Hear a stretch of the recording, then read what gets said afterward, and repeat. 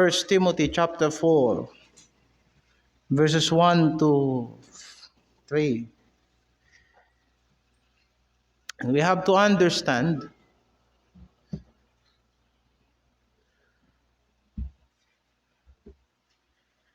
maunawaan natin ang patungkol sa pagtalikod sa pananampalataya. O dapat kong sabihin, hindi basta pagtalikod. Yung tamang lengguwahe na ginamit niya ng banal na kasulatan, pag-iwan sa pananampalataya.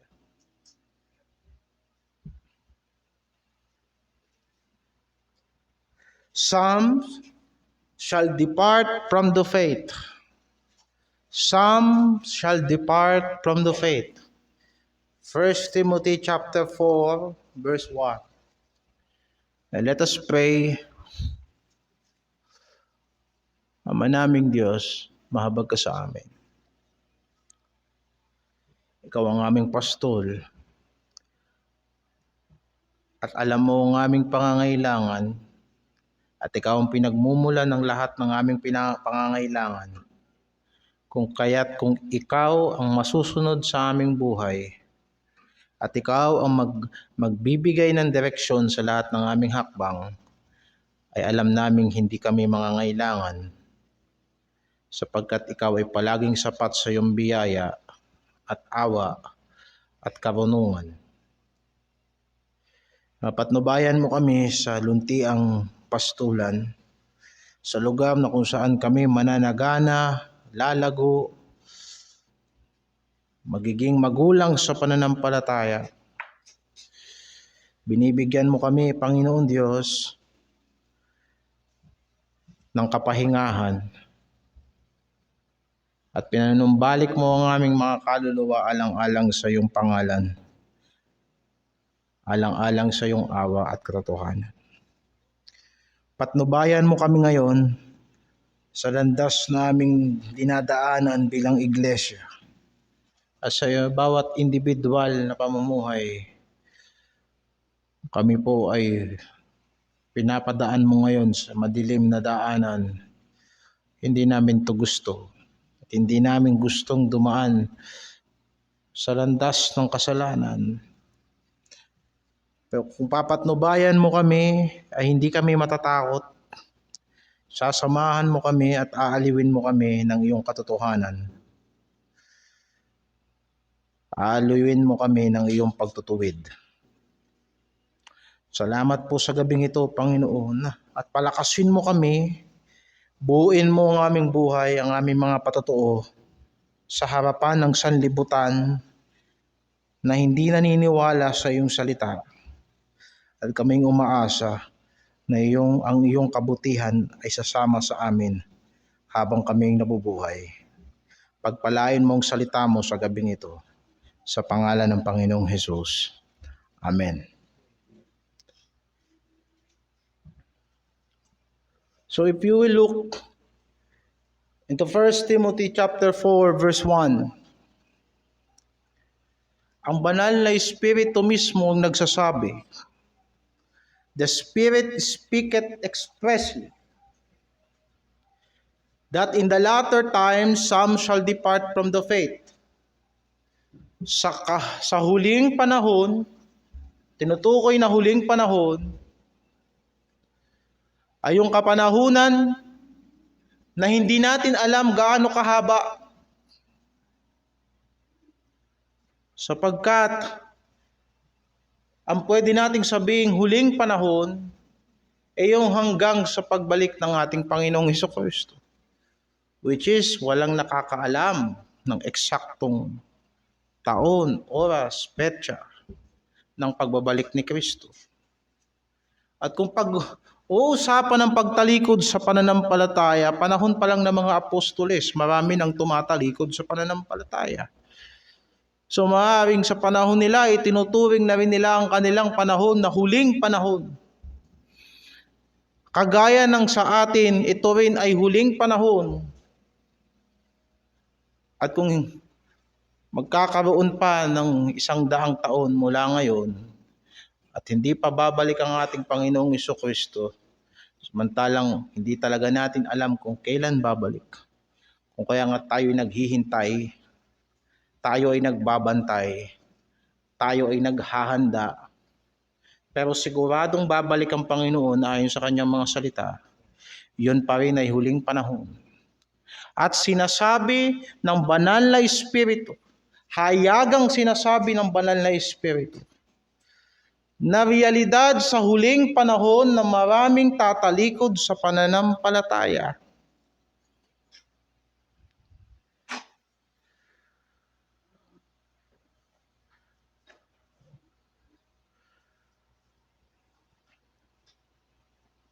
Kasabay din yan,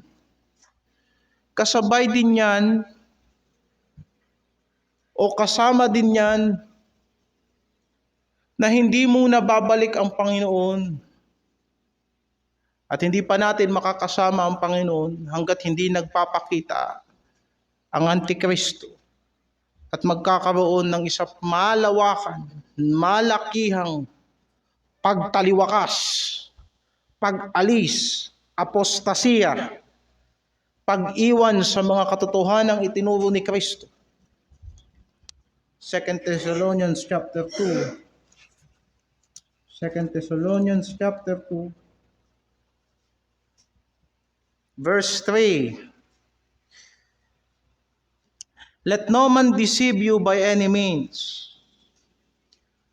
For that day shall not come, ang tinutukoy na araw na hindi darating, ay yung sinasabi sa verse 1 at saka verse 2, yung pagbalik ng ating Panginoong Hesukristo at ating pakikisama sa Kanya, ay hindi yun mangyayari hanggat hindi pa nangyayari yung falling away.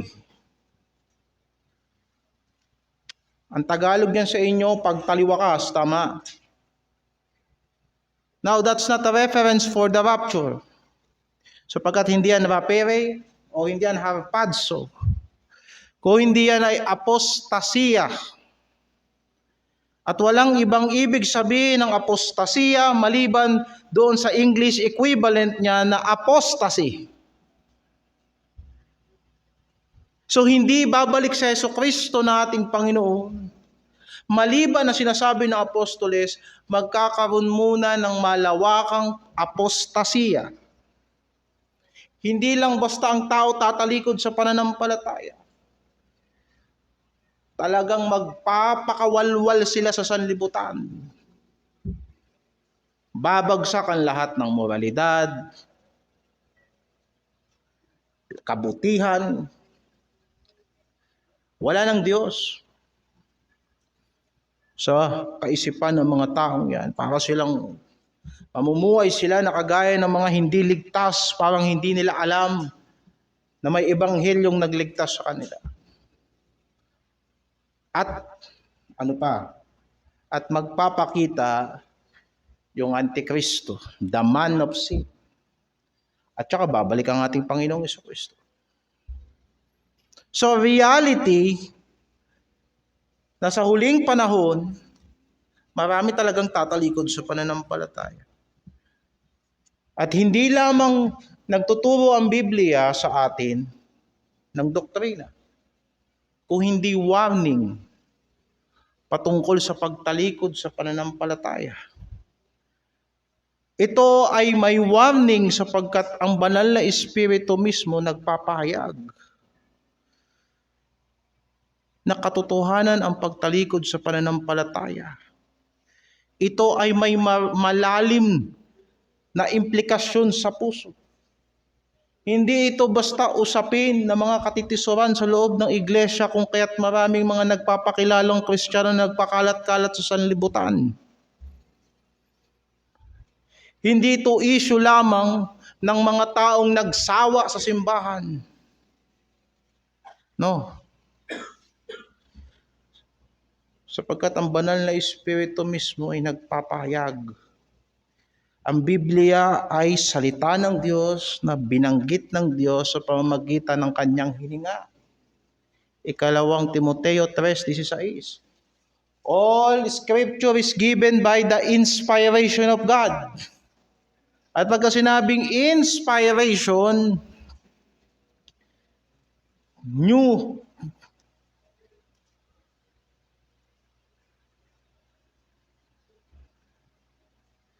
Theopneustos. Theo, God. Pneuma, Spirit.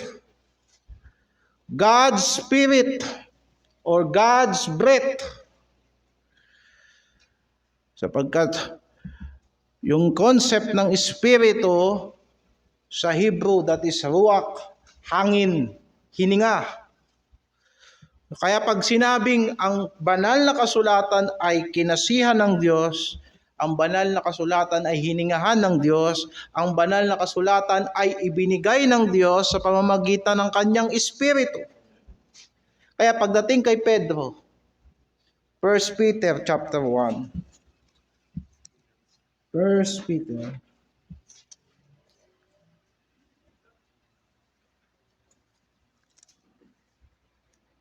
Oh, I'm sorry, second Peter. Chapter 1, verse 21.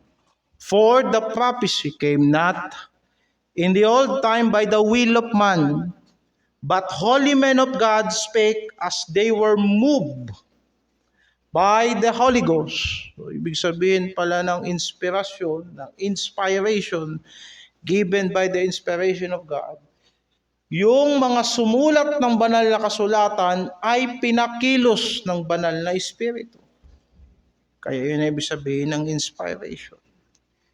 Kung kaya't etong sulat ni Apostol Pablo ay sinasabi niya, banal na Espiritu mismo nagsasabi. Binababalaan ang marami sa atin sa huling panahon. Ang mga Kristiyano, maraming tatalikod sa pananampalataya. Ngayon, bakit tumatalikod sa pananampalataya?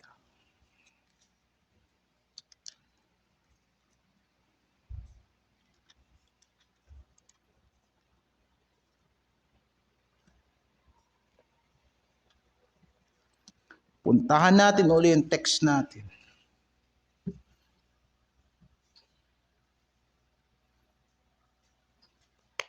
Tatlong mali yan eh. Tatlong mali.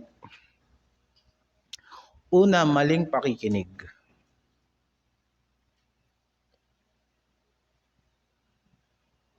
Pangalawa,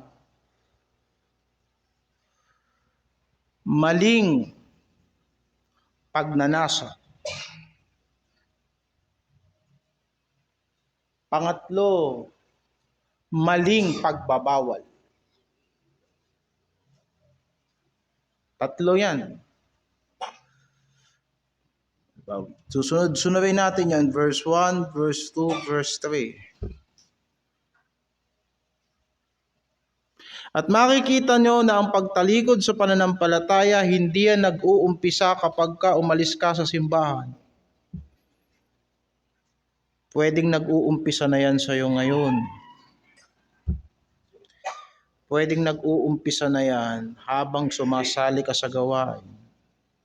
Kung kaya't ipinangangaral ko sa inyo ito upang makita ninyo kung ano ang anatomiya ng pagtalikod sa pananampalataya. Hindi yan nangyayari ng biglaan. Hindi yan nangyayari ng isang bagsak. Dahil ang kaligtasan hindi nawawala. Nagsisimula muna yan sa pagkumbinsi sa sarili na ligtas siya kahit hindi. At pagtanggap ng salita ng Diyos na kumukontra sa kanyang kalooban bago yung ultimate at decisive na desisyon. Ops, tapos na ako, ayoko na. Diba? Ginagamit lang ang sirkumstansya. Sometimes yung mga katitisuran sa simbahan, ginagamit lang yan ng diablo para lumabas ang nasa puso ng tao. Isipin mo, namuhay ka sa sanlibutan, dahil natisod ka sa kapatid mo. Tinalikuran mong Diyos dahil sa natisod ka sa salita ng Diyos. And that is a case na nakikita natin sa maraming Kristiyano nowadays. Where I tell you, unsaved lang natitisod sa salita ng Diyos. And we have verses for that. 1 Peter 2:8, halimbawa, di ba? Now, 3 things. Paano ang tao tumatalikod sa pananampalataya? The first ay nasa verse 1 ng 1 Timothy, giving heed to seducing spirits and doctrines of devils. Kita mo, giving heed. And that's the key, yung progressive verb na nakalagay dyan. Nagbibigay ng pakikinig. Maling paglalaan ng atensyon. Anong pinapakinggan? Mga mapandayang espiritu. Now, I tell you, dalawa lang ang espiritu sa daigdig na to. Kung hindi yan espiritu ng Diyos, espiritu ng sanlibutan o espiritu ng Satanas. Espiritu ng sanlibutan, espiritu na kalaban ng Diyos. Walang espiritong gitna. Kahit ang espiritu ng tao, bagamat tayo ay malayang nilalang, ang tao may espiritu rin. Hindi tayo neutral. And the reason because patay tayo sa kasalanan. Hindi tayo neutral. Mabilis tayong maimpluwensyahan ng espiritu ng sanlibutang ito sapagkat ipinaglihi tayo sa kasalanan. Pagka binasa mo sa Ephesians chapter 2 verse 1 to 3, makikita mo kung paano kumikilos ang espiritu na gumagawa sa mga anak ng pagsuway.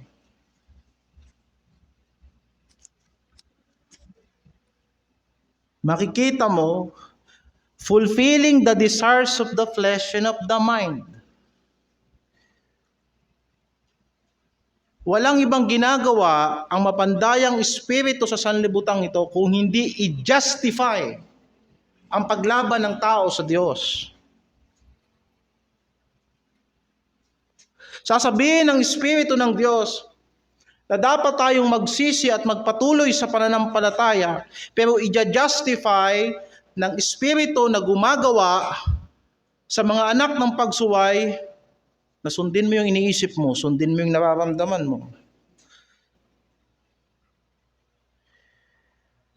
And most Christians, or rather say professing Christian, mas nakikinig sila sa nararamdaman nila kaysa sa salita ng Diyos.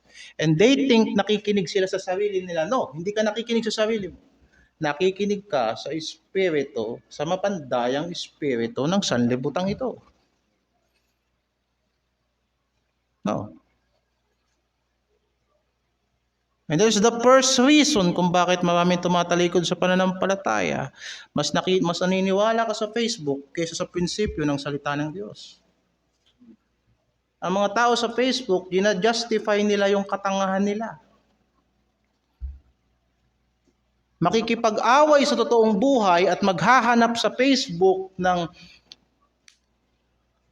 quote, ng memes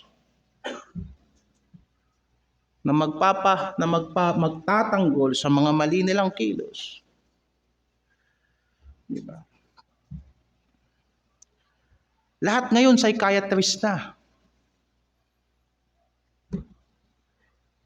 Noon pa maging psychiatrist ka, kailangan kukuha ka ng degree sa psychology.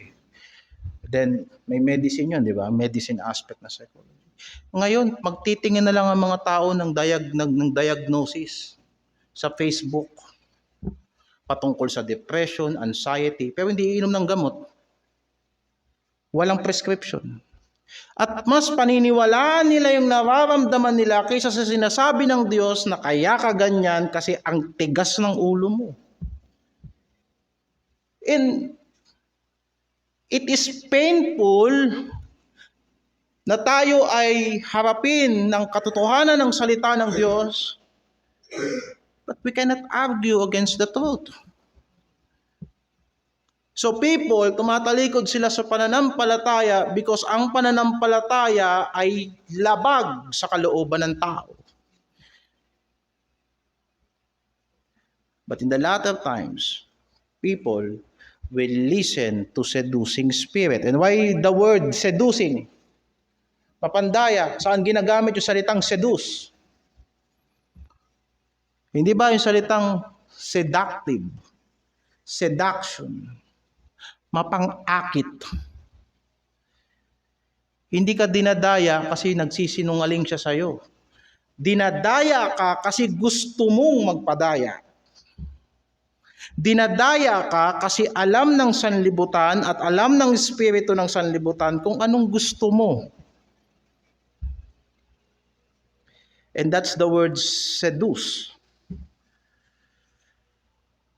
Hindi niya, hapasin mo, napakaluwag ng filosofiya ng sanlibutan. Hindi ka pipiliting maniwala. Naniniwala ka because pag pinakinggan mo, parang mas naiintindihan ka ng sanlibutan kaysa ng salita ng Diyos. Now I tell you, no. Mas kilala tayo ng Diyos kaysa mas kilala tayo ng sanlibutan. Sapagkat ang salita ng Diyos ay buhay at mabisa, at ito'y naglalago sa pinaghiwalayan ng kaluluwa at ng espiritu. At ito'y nakakaalam ng iniisip at binabalak ng tao. At walang sino mang tao ang nakakapagtago sa harapan ng Diyos sapagkat lahat tayo'y hubad sa paningin ng Diyos. Kaya lamang yung sasabihin sa iyo ng Diyos, hindi mo gugustuhin. Pero sasabihin sa iyo ng mga espiritu sa sanlibutan, naniniwala ako sa iyo, you can do that. Ang Diyos ang hadlang kung bakit hindi ka umaasenso. Kalimutan mo na ang pananampalataya mo. At sinabi ng dyablo kay Kristo, kikita mo lahat ng yan, ibibigay ko sa iyo yan. Sumamba ka sa akin. So ang pagtalikod sa pananampalataya, hindi yan nag-uumpisa nung first time na hindi ka nag-church. Nor hindi yan simula nung binibisita ka, hindi ka na nagre-respond. No. Nagsimula yan nung nakinig ka ng salita ng Diyos. Hindi mo pinakinggan. At bumalik ka sa tahanan mo, niresist mo ang pangangaral ng salita ng Panginoon. Nagsimula yan. Na at this moment, marami tayong filosofiya sa buhay na gustong ibagsak ng Diyos. Totoo. Ang dami nating takbo sa daigdig na to na nakakahadlang kung bakit hindi talaga tayo totoong naniniwala sa Diyos. It is impossible na magtiwala sa Diyos at the same time pinangungunahan natin ang Diyos.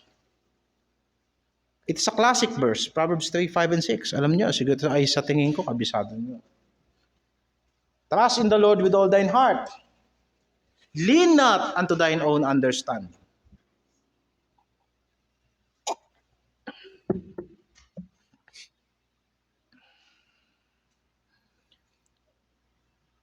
Sometimes ang tingin natin sa salita ng Diyos hindi practical.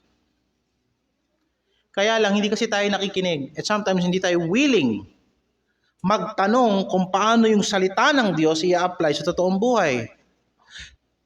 At yun ay isa pang pagkukulang ng mga iglesia. Bihira ka na makakita ng discipler sa church na tuwid ang doktrina, tuwid ang buhay. Minsan magaling sa doktrina pero palpak ang buhay. Walang praktikal na Kristyanismo. At gusto nating mabago yan sa iglesia. Magaling sa banal na kasulatan. Pero walang buhay. And they will teach the younger generation kung paano sa lahat ng bagay, kumain ka man o uminom, gumalaw ka man sa sanlibutan, magtrabaho ka man, mag-aral ka man, lahat gawin mo para sa kaluwalhatian ng Diyos. But there were elder generation before us, hindi nila ma-explain kung paano yun. Because they don't have it. At titignan ng mga kabataan at ng mga tao sa huling panahon ng Biblia, hindi to practical na libro.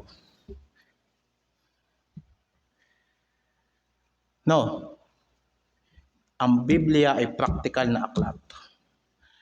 That's why binibigyan ko ng emphasis ang discipleship.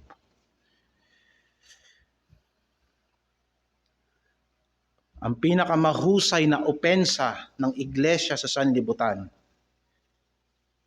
ay ang dumipensa. And what's that? Discipleship. Hindi naman sinabi ng Panginoon na labanan natin ang sanlibutan in the sense na sugurin natin sila. Wasakin natin sila. No. The one thing na sinabi sa atin ng Panginoon, paano natin mako-conquer ang works of darkness is to strengthen ourselves, tumibay tayo sa biyaya ng Diyos at manatili tayo sa kanyang salita. Diba? And that's how we conquer.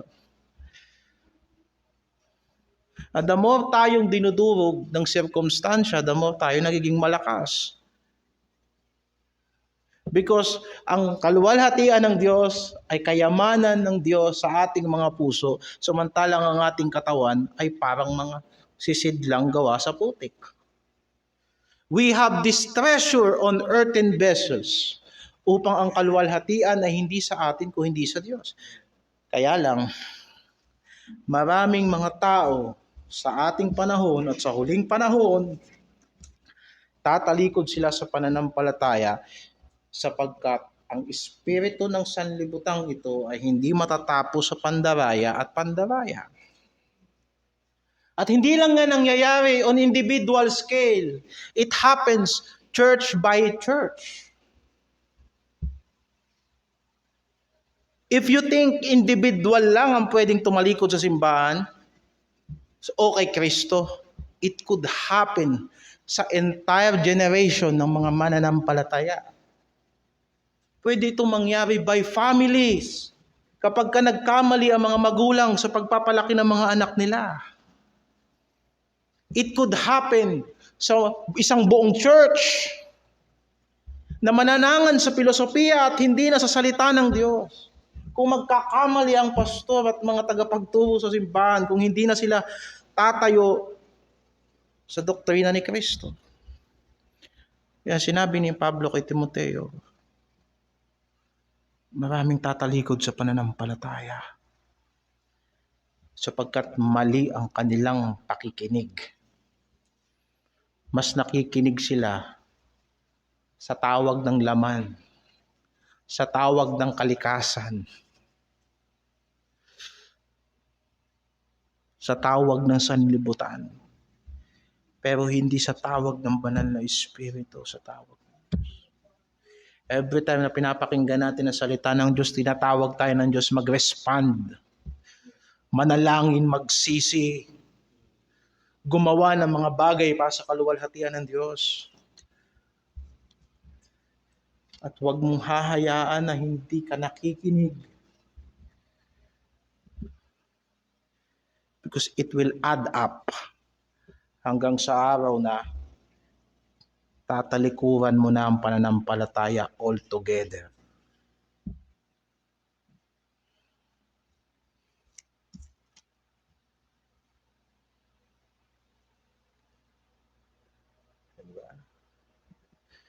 Akala natin ang maling doktrina yung turo ni Soriano, di ba?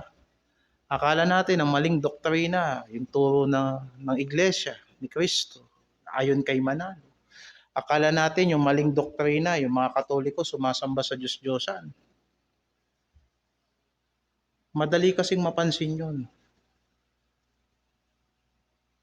Pero yung sinasanay tayo ng sanlibutan, sa pamamagitan ng mga routine na hindi natin nahahalata, pinoprograma ng sanlibutan ng mga buhay natin, at hindi kasali ang Diyos diyan, dinodoktrinahan tayo ng sanlibutan.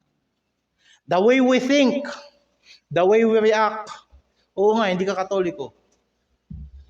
Pero mas naniniwala ko pa doon sa pinalaw mong page. Do you think hindi ka dinoktrinahan ng mga diablo? And doctrines of devils.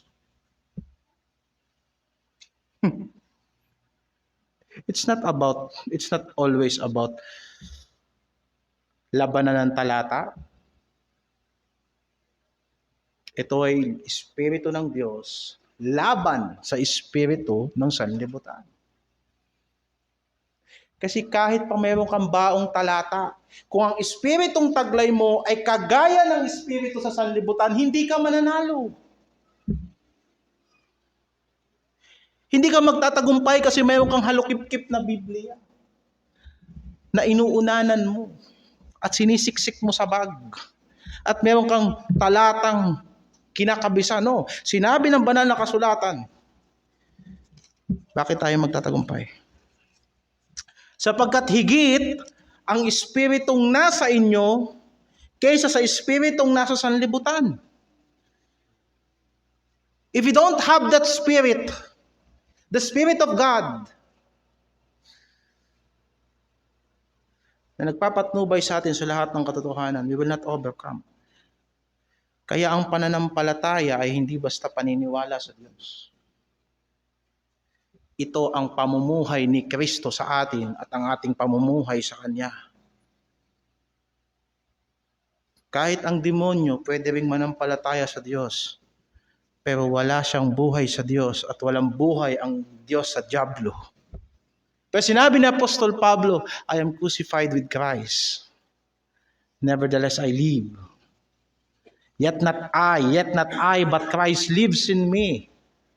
And the life which now I live in the flesh, I live by the faith of the Son of God.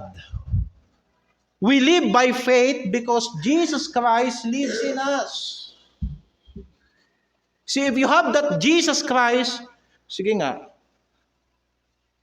kailan pa natalo ng diablo si Kristo?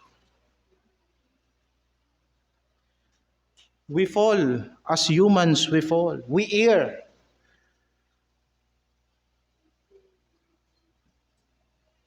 But we persevere.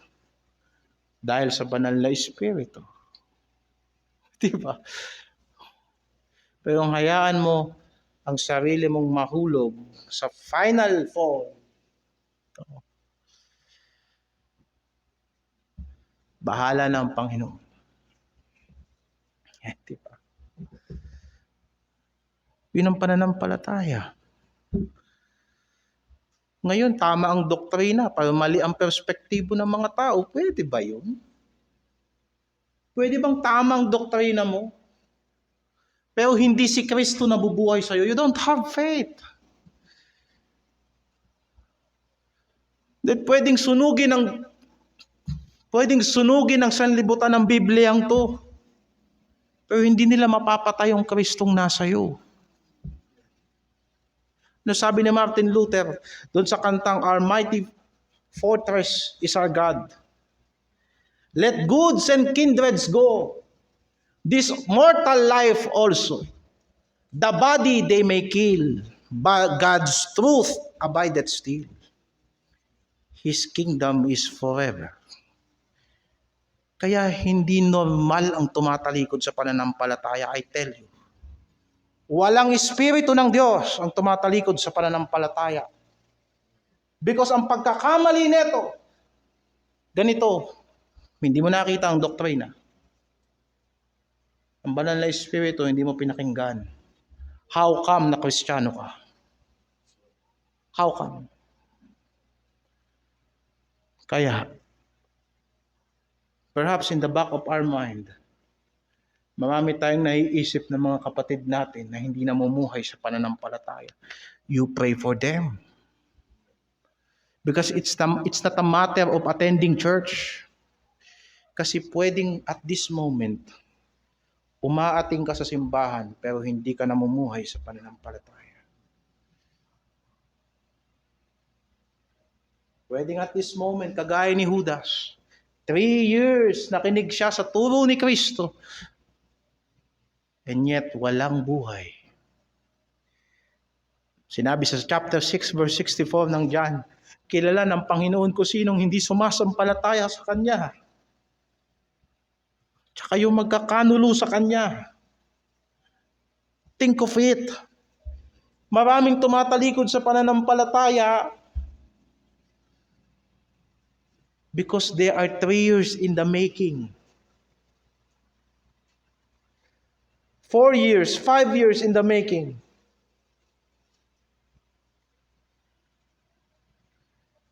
And what do you think of that? Yung. Kaya, ang sabi sa Hebrews chapter,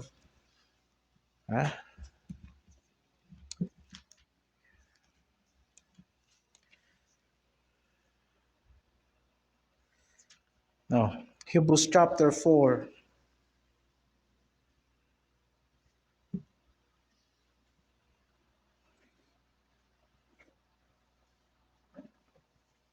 I'm sorry. Hebrews chapter 3 verse 12. Hebrews 3:12.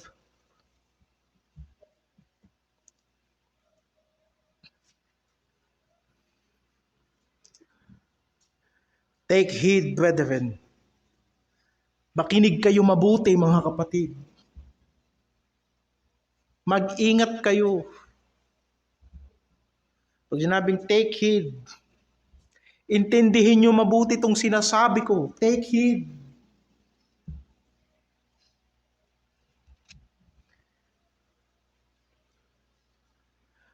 Lest there be in any of you an evil heart of unbelief in departing from the living God. Isipin mo, umupo ka sa ilalim ng biblical na pangangaral and yet ang puso mo masama at hindi ka regenerated. Pinaulit-ulit ng sumulat ng Hebrews na ang tipan ni Kristo ay ito, isusulat ko ang aking salita sa kanilang puso. Actually, hindi tayo makakakuha ng isang malinaw na connection ng promise ng New Covenant sa Old Testament kung walang Book of Hebrews. Ilang beses kinote, at least twice, kinote sa Book of Hebrews yung sinabi kay Jeremiah patungkol sa New Covenant. Kaya sinasabi niya sa mga Kristiyano, ingat kayo. Bantayan niyo ang puso ninyo. Baka meron kayong pusong masama sapagkat hindi kayo nagtitiwala sa Diyos. In departing from the living God.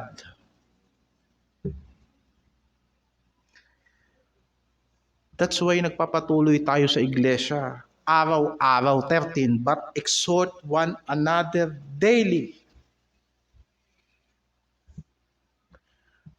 Pagsabihan nyo ang isa't isa araw-araw. Samantalang pwede pang sabihin ngayon. Bakit? Ano bang sabi ng Diyos? Today. Pumunta ka muna sa verse 8 hanggang verse 8. Verse 7 hanggang verse 8. Wherefore, as the Holy Ghost said, today, if you will hear His voice, harden not your hearts. Ngayon, kung maririnig ninyo ang salita ng Diyos, huwag niyong pagmatigasin ang puso. Kaya pagsabi sa verse 13, paalalahanan natin ang isa't isa araw-araw samantalang pwede pa tayong makinig. Hanggat hindi pa tumitigas ang puso natin. That it is beyond repair. Ang pagliligtas na sa Diyos lang. Wala sa pagdidesisyon natin. No one can say, gigilid lang muna ako, tsaka na ako babalik 5 years from now. No, you cannot say that. Because siya na paulit-ulit na pinagsasabihan pero hindi nakikinig, isang araw mababali ang ligig at wala ng kagamutan. Mayroong punto ang tao na hindi na siya maliligtas. I tell you. Totoo. At yun ang ayoko mangyari. Lalo na't nakapakinig ka na ng salita ng Diyos na walang halong kemikal. Pero hindi ka pa rin naligtas. Dumaan ka na sa pagtuturo ng iba't ibang uri ng pastor. Na pagsiyasat mo ng iba't ibang uri ng pananampalataya, sa dulo wala ka pa rin pananampalataya sa Diyos.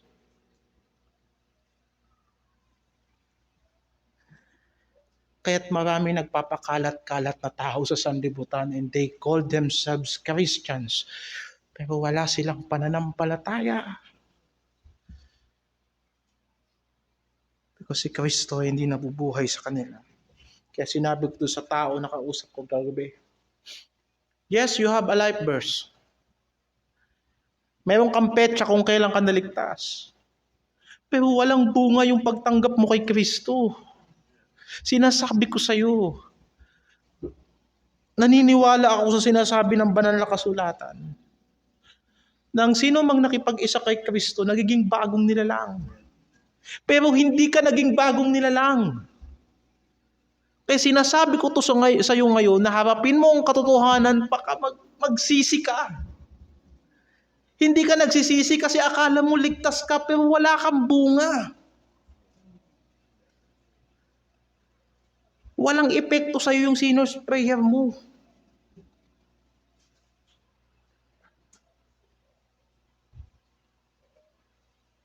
Kaya napakadaling pakinggan ng boses ng sanlibutan.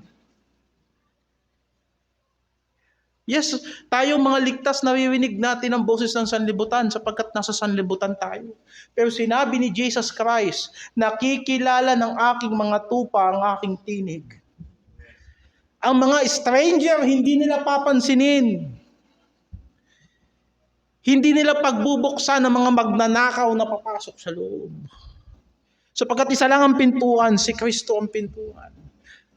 Ang sabi ng Panginoon sa mga Pariseyo, hindi kayo nakikinig kasi hindi ko kayo tupa. Mas nakikinig kayo kung kani-kanino pero hindi ninyo pinagtitiwalaan ang salita ng Diyos. Bakit? Ang hirap kasi.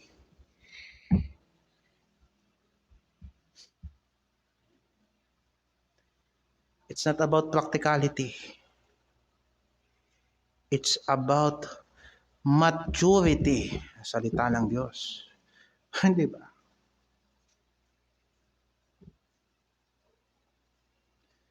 Ngayon, so giving heed to seducing spirits.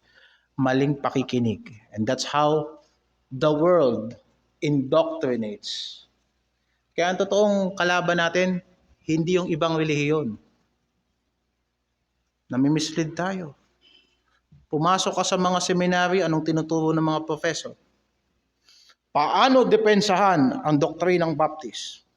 Kaya pagdating sa field, pag yung mga estudyante sa seminary nagsipagtapos, pagpunta sa mga simbahan, magaling sa Bible, pero hindi nila makita yung importansya ng doktrina sa disiplina ng simbahan.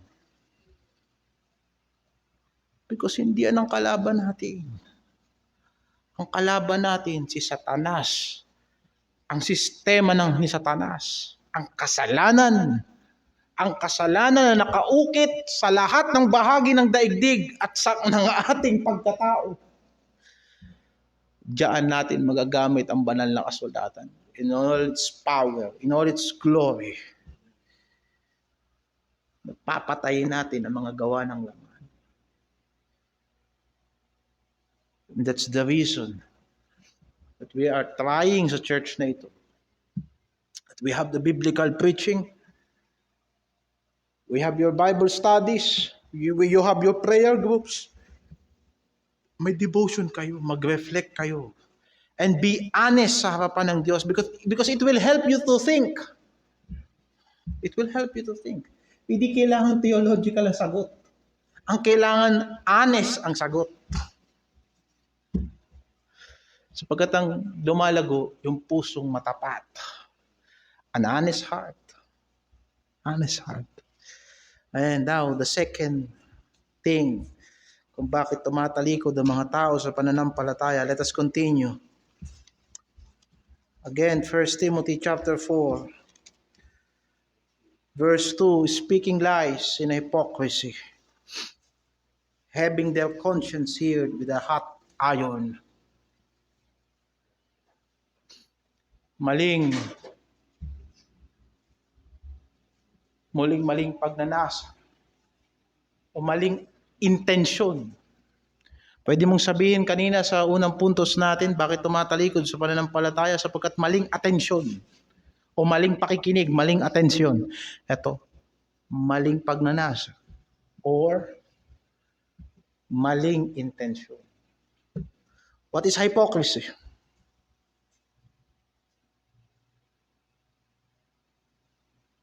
If you look at sa anong Tagalog niya sa inyo? Pakunwari, di ba? Paimbabaw. At kapag ka pakunwari,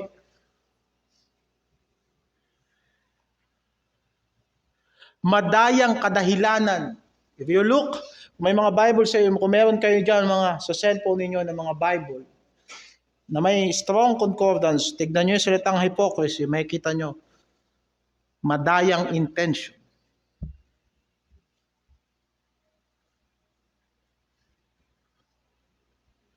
That's why paimbabaw.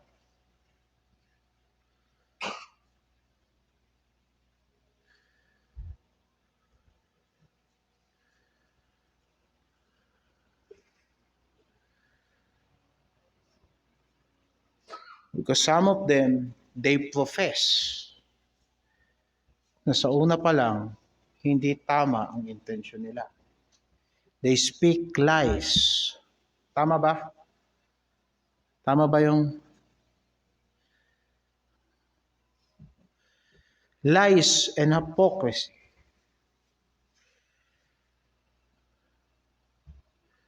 And some of them, they profess faith dahil sa hindi mabuting intensyon.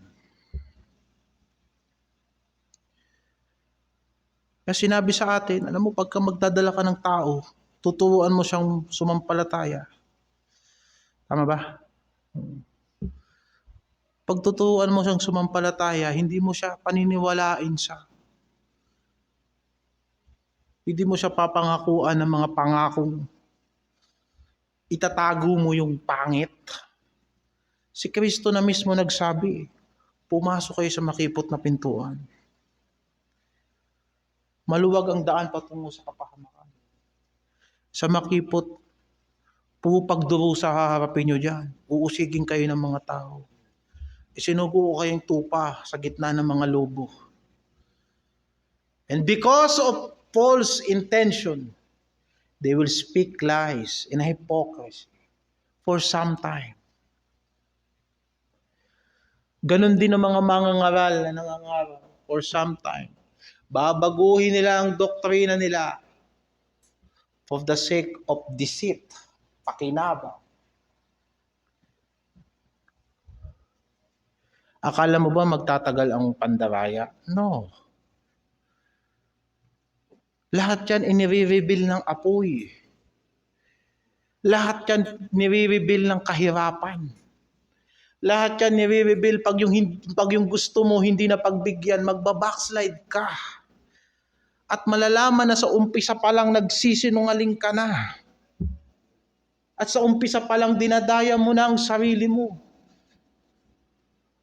Nagsasalita ka ng mabuti pero masama ang iyong puso sapagkat yung konsyensya mo manhid na. Parang ni Yerohan, having their conscience seared with a hot iron.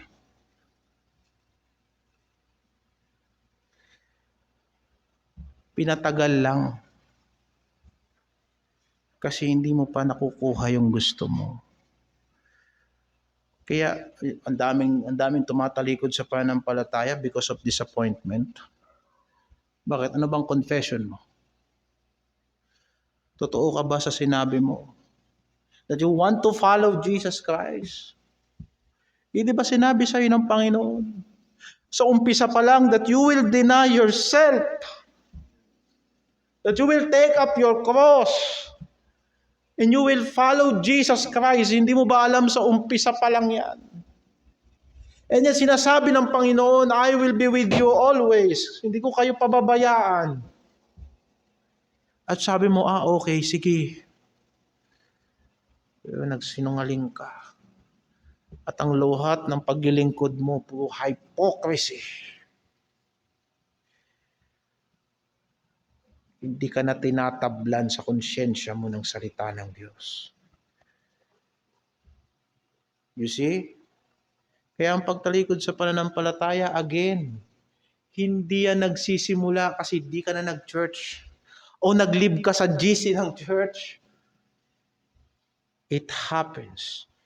Doon pa lang nang sinabi mong susunod ka kay Kristo nang hindi mo naiintindihan. Doon pa lang na tinutuwid ka na as if wala lang, akala mo matibay ka na kasi hindi ka nasasaktan. See? Darating ang disappointment, sabihin ko sa'yo, talsik ka. Because walang ibang magpapalakas ng pananampalataya mo. Wala, maliban sa kung totoo yan. Kahit anong liit ng ginto, ginto yan. Basta walang halo. It doesn't matter kung gaano kalaki ang pananampalataya o kaliit ang pananampalataya, basta totoo. Laki-laki ng pananampalataya mo, punong-puno naman ng pagsisinungaling at pagpapaimbabaw. Totoo ang pagiging makasalanan natin, kaya siguraduhin mo na ang pagluha mo sa Diyos, totoo din. Lahat tayo may pagkukulang, kaya siguraduhin mo na yung pagsisisi mo, totoo din. Dahil maraming umiiyak sa simbahan with the crocodile tears. Kunwari lang. At magtataka ka, nawala.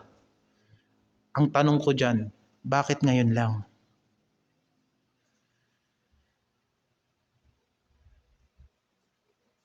Yung nababalitaan ko na matino ka lang pagkaharap kita, akala mo hindi ko hinihintay na isang araw mag-backslide ka.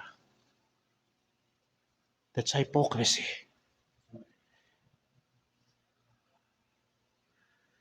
Yung hindi ka nagdi-devotion pag hindi ka sinabihan, sa tingin mo, hindi ako umaasa na isang araw mawawala ka rin. Mawawala ka rin, kaya sinasabi ko sa iyo, you go back to the Lord.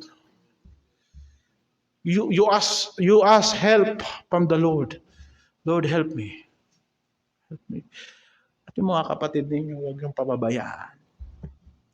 Hindi kailangan na akong palaging magtutuwid sa kanila. You pray for them. Huwag niyong hahayaan na masanay silang nagsisinungaling sa Diyos. Pagka sinasabi ng banal na kasulatan, huwag kayong magsinungalingan sa isa't isa. Sapagkat hinubad na natin yung dati nating pagkatao. Nabasa niyo yun? Epeso.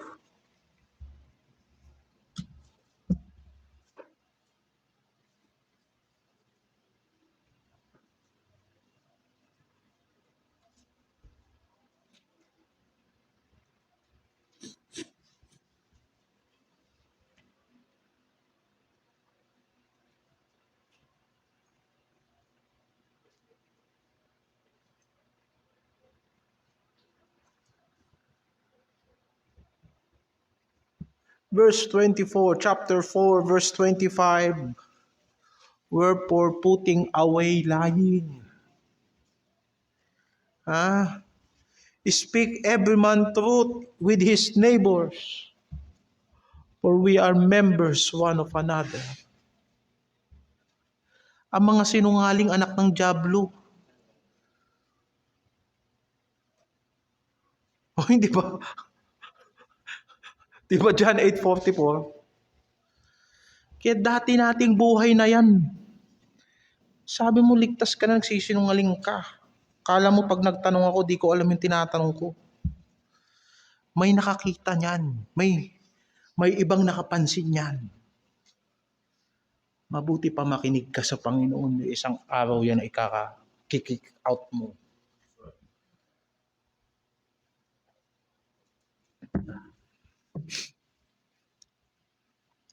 Diba? Kaya minsan, sumasakay lang yan mga yan sa sirkumstansya. Halimbawa, may kapatiran na gumawa ng kalokohan sa simbahan. Sasakay lang sila doon sa issue na yun. Natisod kami kay brother.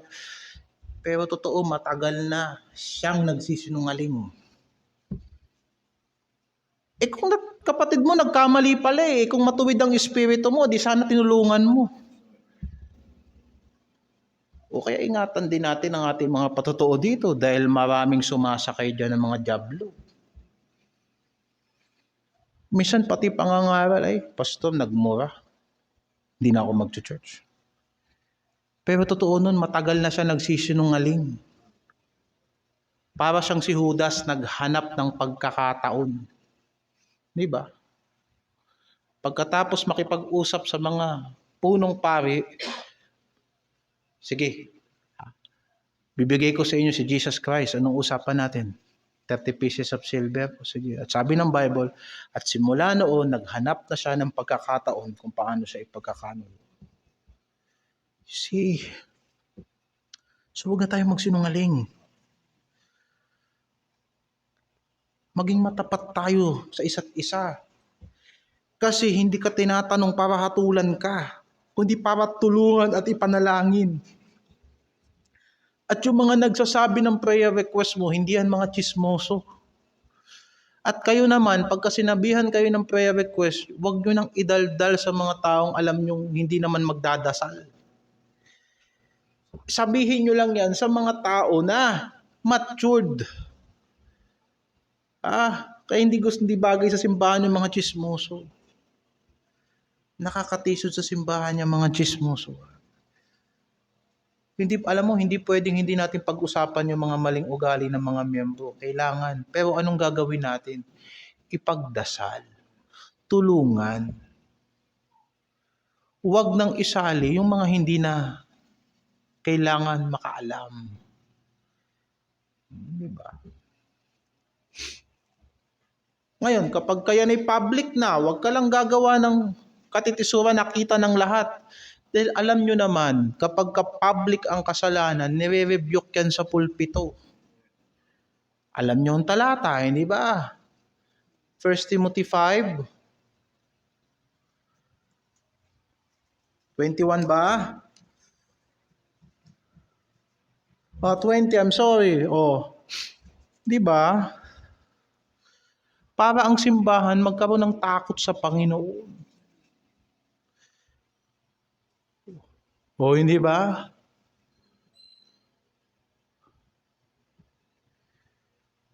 Siyang nagkakasala ay sawayin sa harap ng lahat upang ang iba ay matakot. Kaya isipin mo, lalo na rito sa simbahan, mapapansin mo, kung akala nyo sa akin hindi ako nagtitimpi. Nagtitimpi pa ako, hindi ko lagi ginagawa yan Kaya kung maaari, huwag niyong hayaan na ang katitisuran sa simbahan kumalat na nalalaman ng lahat. Hanggat maaari, yung mga involved, ayusin niyo, huwag niyong paabutin yan ng maraming matitisod. Kasi pag dumating yan sa gitna ng kapulungan, re-review niya ng pastor mula sa pulpito. Kailangang sawayin yan sa harap ng marami. Para linis-linis. Tapos ang issue. O hindi ba nakasulat? O ngayon. At yung mga mapagpaimbabaw, alam mo kung anong ayaw nilang gawin? Ayaw nilang nabubulgar sila. Kaya nga nagkukunwari eh.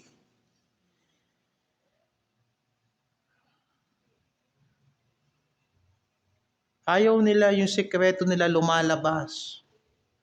Kaya nga nagsisinungaling eh. Tanungin nyo lahat nagsinungaling. Bakit siya nagsinungaling? Sasabihin kasi natatakot po ako eh. Na ano? Natatakot kang mapagsabihan ka o natatakot ka na malaman namin yung pinagagawa mo? Kasi mayabang ka, taas-taas ng tingin mo sa sarili mo, ni humingi ng tulong, di ka marunong humingi ng tulong. Pag pumapalpak ka na, imbis na humingi ka ng SOS sa simbahan, didistansya ka. Bakit? Mapagkunwari ka, mukha kang matino, pero totoo hindi. Isang araw mapapagod ka sa ginagawa mo at dahil sa hindi ka makikinig sa salita ng Diyos, pananampalataya ang itsapwera mo.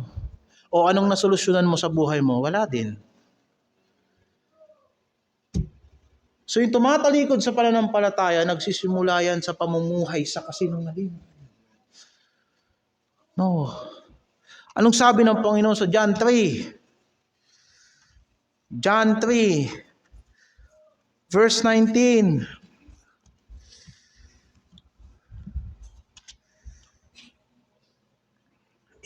This is the condemnation. That light come into the world, and men love darkness rather than light, because their deeds were evil.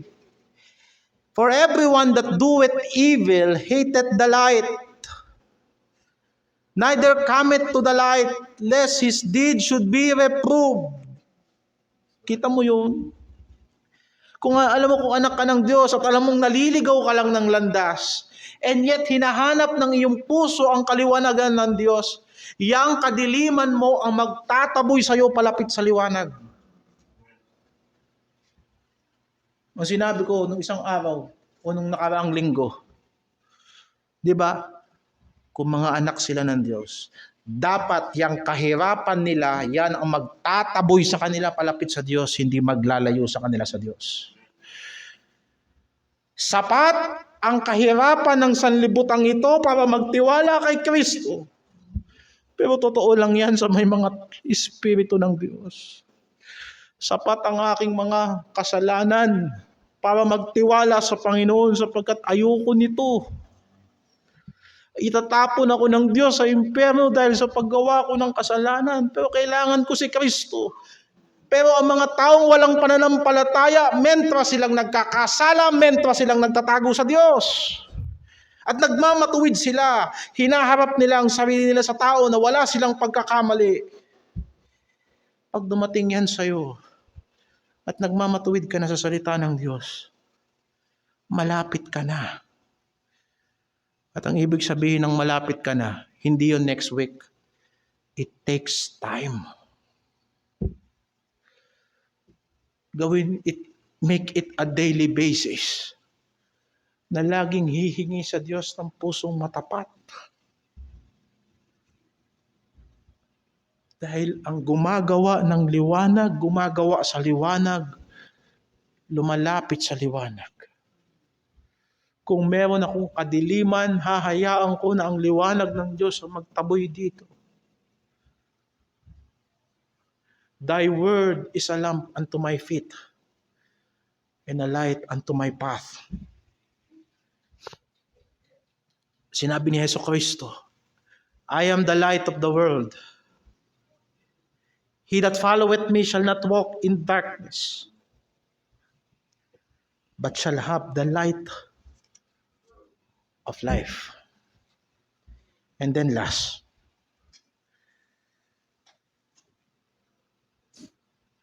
dahil sa maling pagbabawal. At saan nanggagaling ang maling pagbabawal? Maling aplikasyon ng doktrina. O dapat nating sabihin, maling tradisyon.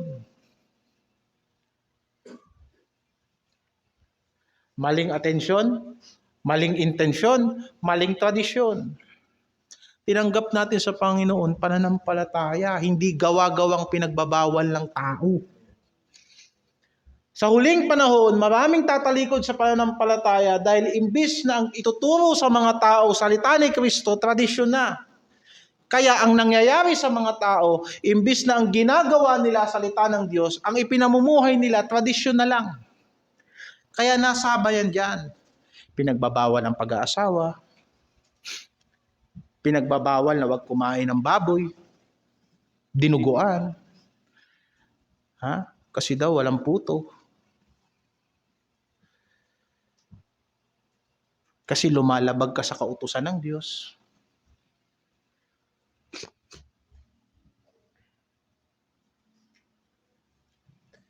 At yung kabaliktaran niyan, totoo din. Maraming nagpapatuloy na lang sa pananampalataya kasi namumuhay na lang sa kung anong bawal at sa hindi.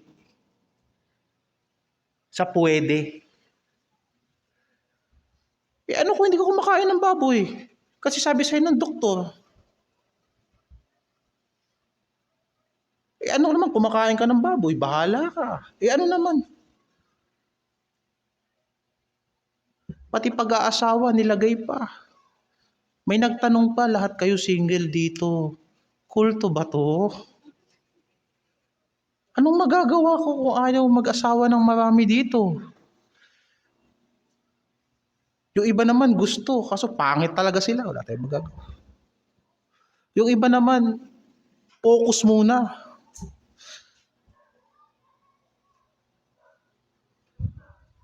And the point dyan, hindi yung issue ng pag-aasawa o pagkain.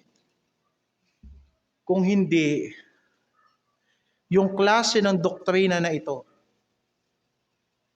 na pumasok sa unang daang taon ng simbahan, na lahat ng may kinalaman sa laman, masama. Physical things, evil. Spiritual things, good. Huwag na kayo mag-asawa. Hindi kalulugdan ng Diyos yan.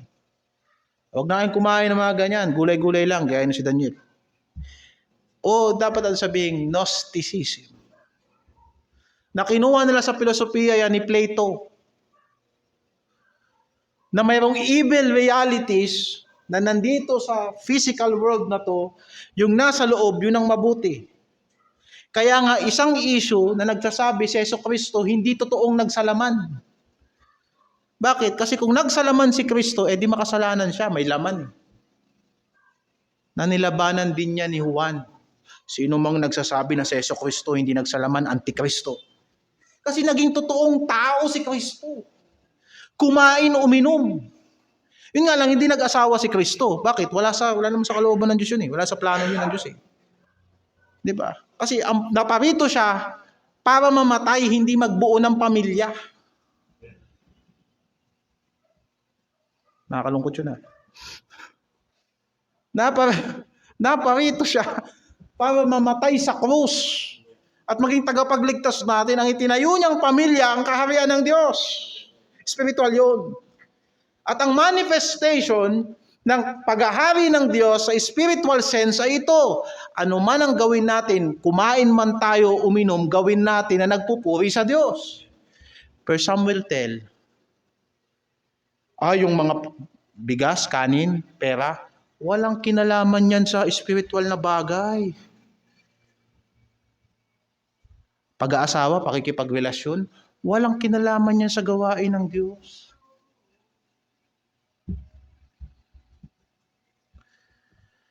Kasi masama yan. Diyan lang yan sa tabi. Dito sa church, hindi natin pinagbabawal ang pag-aasawa. Yung pakikipagrelasyon, hindi natin pinagbabawal yan dito. Ituloy natin. Bakit? Ano dapat ang ginagawa natin? Una, dapat tinatanggap yan na may pagpapasalamat. Lahat ng bagay, tinatanggap dapat na may pagpapasalamat. Kanino ka magpapasalamat? Sa Diyos.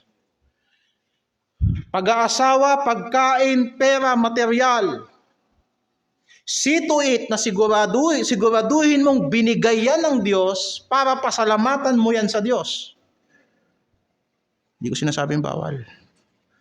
Kasi pwedeng binigay din sa iyo yan ng Diyos yan.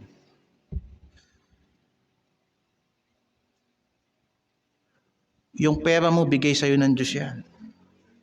Sinabi niya sa 1 Timothy 6. Nasabihan mo yung mga mayayaman na huwag silang mayabang at huwag silang magtiwala sa mga kayamanang lumilipas at walang kasiguraduhan, kundi magpasalamat sila sa Diyos na nagbibigay sa atin ng masagana sa lahat ng bagay upang ating ikasya. Imbis na ipagbawal yung mga bagay na yan, imbis na kontrolin natin ang buhay ng mga tao, dapat siguraduhin nila na kung tinanggap mo yan sa Diyos, pasalamatan mo yan sa Diyos. Ang problema, yung mga tao nag-iimbot Di ba?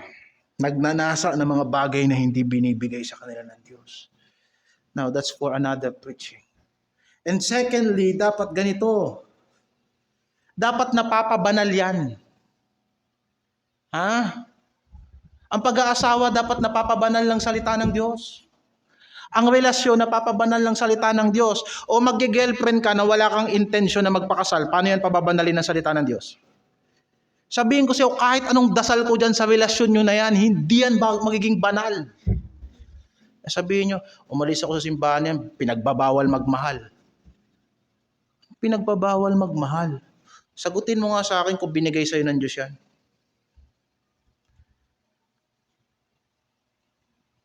Sabihin mo nga sa akin kung pinasalamatan mo sa Diyos yan. Ngayon, pangalawa, paano yan mapapabanal ng salita ng Diyos at pananalangin?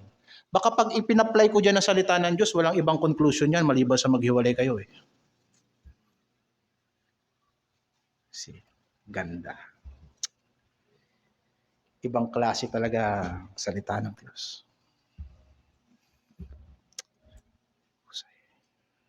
Diba? Lahat yan, ayos yan. Wala tayong dapat tanggihan dyan. Siguraduhin mo, sige, paano yan napapabanal? Ang pera napapabanal yan pag pinasalamatan sa Diyos. Pati pag-aaral mo, hindi ko sinasabing huwag kayong mag-aral at puministry na lang kayo. Kasi paglayo rin sa pananampalataya yung sabihin ko sa inyo, okay to. Huwag na kayo magtrabaho, di naman tayo araw-araw, sumamba na lang tayo rito, tayo tayong kulto. Kahit yung trabaho nyo at mga negosyo nyo, siguraduhin nyo lang na bigay sa inyo ng Diyos yan. Kaya pag hindi binibigay ng Diyos, huwag nyong ipilit. Disaster yan, mga kapatid.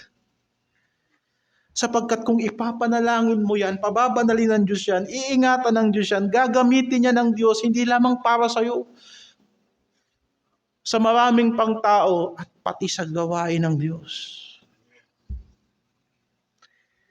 Ganda.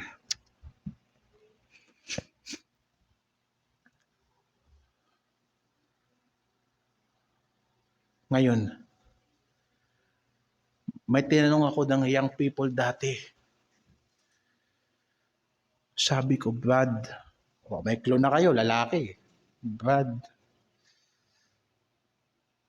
bakit hindi ka nag-girlfriend? Ang sabi niya, Pastor, kasi wala pa sa panahon. Sabi ko, tama yung sagot mo, pero kung bibigyan kita ng grade, ang grade mo sa akin 50. Kalahati. Bakit, Pastor? Paano kung gustuhin mo? Wala sa panahon pero gusto mo. Di pipigilan ko, Pastor. At yan ang problema. Ginusto mo nang alam mo wala sa panahon. For some time, pipigilan mo ang sarili mo. Paano kapag lumalim yan?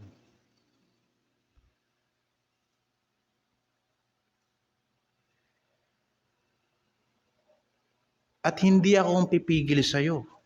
Pipigilan ka ng sirkumstansya, pipigilan ka ng salita ng Diyos, pipigilan ka ng sarili mo, lahat ko kontra sa'yo. Pero dahil sa akong nakikita mo sa pulpito, sa akin ka lang nakatingin, napipigil sa'yo. Pero sa tingin mo, masama ba yung nararamdaman mo? Kaso ang problema, ginusto mo sa maling panahon. For some time, mukhang matino ka. Kasi nadadala mo. Pero what if biglang pumutok yan? Kasi ayaw mong makinig. Sabi ko sa'yo, huwag mong subukan, mamamatay ka. Eh di tatalikod ka sa pananampalataya. Yan ang problema sa tao. Pagka-addict na, tsaka niya pag-iisipang pigilan eh. Pero nung paisa-isa pa lang, sinasabihan, galit. Nung patingin-tingin pa lang, sinasabihan, kilala kita, tigil mo yan. Wala naman, wala naman. Ngayon malalim ka na hirap ka na, di ba? Pag hindi mo sinuko sa Diyos yan, tatalikod ka sa pananampalataya. At ang pangit ng iyong pananampalataya, babae lang ang katapat. Lalaki lang ang katapat. Pera lang ang katapat. Minsan laro lang ang katapat. Galit lang ang katapat, pinagpalit mo si Kristo dahil sa katangahan mo. Kaya hindi tayo nagtuturo sa simbahan ng pagbabawal. Dahil kapag sumusunod ka na lang, dahil pinagbabawalan ka, wala kang pananampalatayang tinatayuan. Wala kang pinagkaiba sa Katoliko, sa miyembro ni Manalo. Sapagkat tayo ay malaya kung may espiritu tayo ng Diyos. Kaya nag-uumpisa pa lang sa puso yan, pinapatay na dapat yan. Dahil nga sa kanina, hindi ka nakikinig.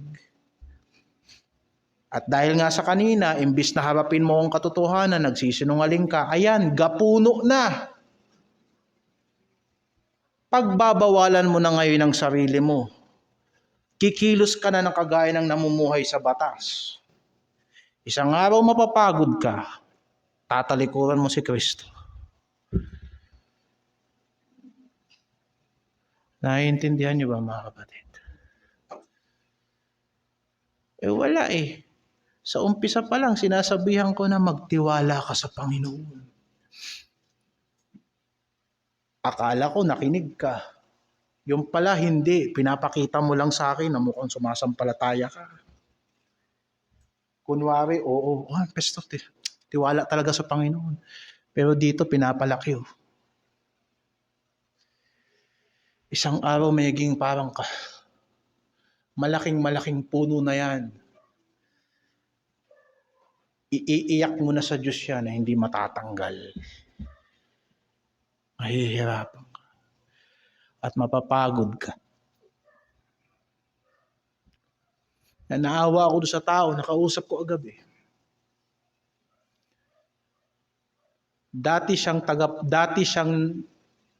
ang trabaho niya dati sa PIDEA. Sila ay nag-e-enforce na ang mga tao wag dapat mag-drugs. Naisip ko tuloy, baka yung mga nakukulimbat nila, sila tumitira. Kasi taga-PIDEA. Tapos nagpalit ng trabaho, nagpunta sa isang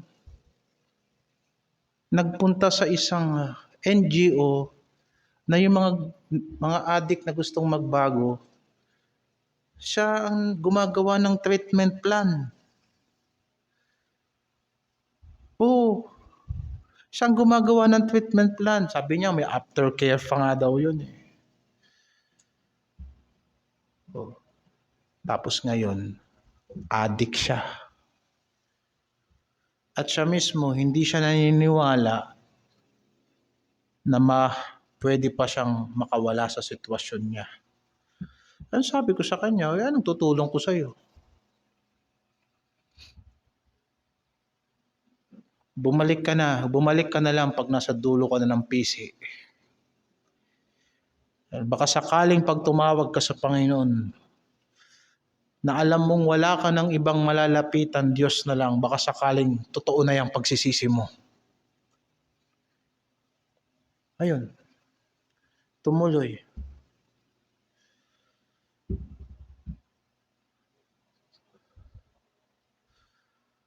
Sa simbahan,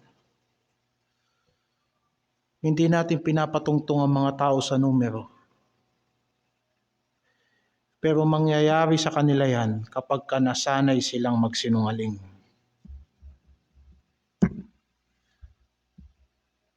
Bakit? Iniingatan natin ang gawain, patotoo ng gawain, yung mga mahihina o mga matatanda sa simbahan. Di ba mga anak ninyo?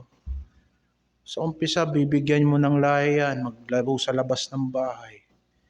Pag nakita mo na yung naglaro, pinagtiwalaan mo sa labas ng bahay, sinira niya ang pagtitiwala mo, hindi mo ba hihigpitan yan pagkatapos? Oo. Kaya malaya kayo sa Espiritu. Pero bilang mga tagapagturo sa salita ng Panginoon, we will make it sure na ini-impose natin ang disiplina sa simbahan. Kaya hindi dapat lumala ang pagsuway ng mga tao sa simbahan sa umpisa pa lang. Kung nakinig ka na sana sa umpisa pa lang. Kung hindi ka na nagmatigas at nagsinungaling, sana naging honest ka na lang. Kaya huwag tayong magkamali, hindi dapat tayo lumayo sa pagtuturo ng salita ng Panginoon. Hindi tayo nagtuturo ng tradisyon. Sa kawalan mo ng disiplina, tamo. Pati pagdalo ng simbahan tuwing umaga, nahihirapan ka pa. Binubuhat mo yung sarili mo, samantalang hindi ka naman dating ganyan. Imposibleng wala nagpapaalala sa atin. At dapat inihahanda natin yung sarili natin sa paglilingkod sa Panginoon. Kaso in denial ka. Yun ang namumuhay sa batas. Pinipilit niya ang sarili niyang sumunod. Diba? At ayaw mong pagbabawalan ka. At dahil sa gusto mong baguhin ang sarili mo, babawalan mo sarili mo ngayon. O hindi para ka namumuhay sa batas. Liliit ang mundo mo, magiging limitado ang fellowship mo. Ang tigas kasi ng ulo mo sa umpisa pa lang, hindi ka nakinig.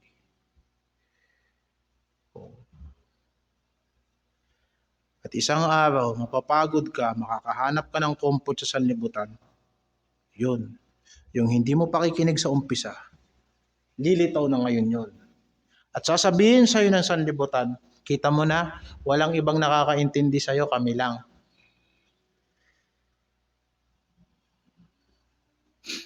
Sino ang masama? Si Kristo, ang Diyos. Siya yung nagsabi, mga tao sa sanlibutan. Now the Spirit speaketh expressly. The latter time some shall depart from the faith. Ingatan natin ang doktrina ang tinuturo natin. Ang doktrina natin hindi ayon sa sanlibutan. Ang doktrina natin hindi nanggagaling sa masamang intensyon. Hindi tayo nangangaral ng salita ng Diyos para pakinabangan natin ng mga tao. At pangatlo, hindi tradisyon ng do and don'ts ang itinuturo natin dito. Kung meron tayong ipinag-uutos sa mga miyembro, tinuturuan natin silang sumunod sa utos ni Kristo kagaya ng kanyang sinabi. At kung hindi sila makakasunod sa Panginoon, tinuturuan natin sila patungkol sa presensya ng banal na Espiritu. Sapagkat kung nasaan ang Espiritu ng Diyos, nandun ang kalayaan. At makakasunod tayo dahil sa kanyang banal na Espiritu. Tumayo tayo lahat.